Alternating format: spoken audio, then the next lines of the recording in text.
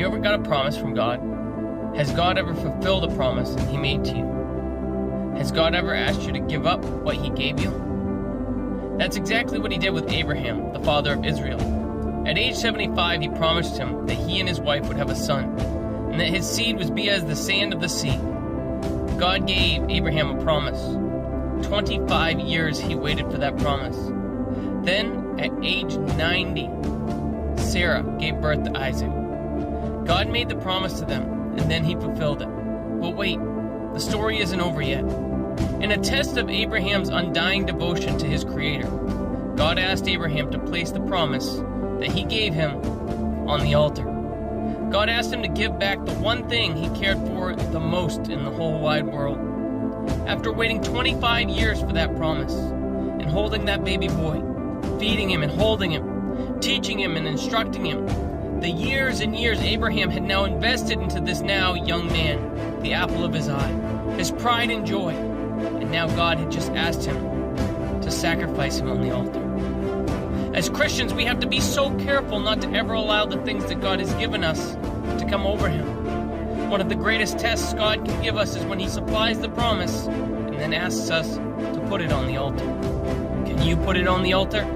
Can you place that thing you begged God for on the altar? If God asked you today to give Him the very things He's promised and provided, would you do it? Or would you get bitter? The thing is, if we can't be obedient, if we're unwilling to give it back, then we're telling God what He gave us is more important to us than He is. And now that promise, now that provision has become an idol because we couldn't put it back on the altar. I don't know who this is for today, but I want to tell you, don't refuse God. If He's asking you to give Him something He's given you, don't hold back. No, it's not easy. You waited, you begged, you pleaded, and finally the day came and you leapt for joy. And now God is saying, I want it back. Give it to me. The Bible tells us in Numbers 23 and 19, God is not a man that He would lie, neither the Son of Man that He should repent. Hath He said, and shall He not do it?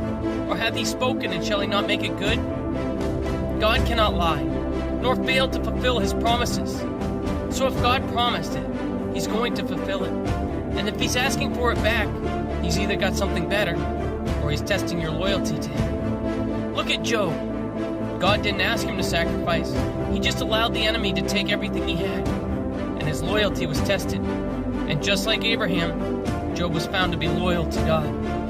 No matter what you have, no matter what God's given you, if He asks you to give it to Him,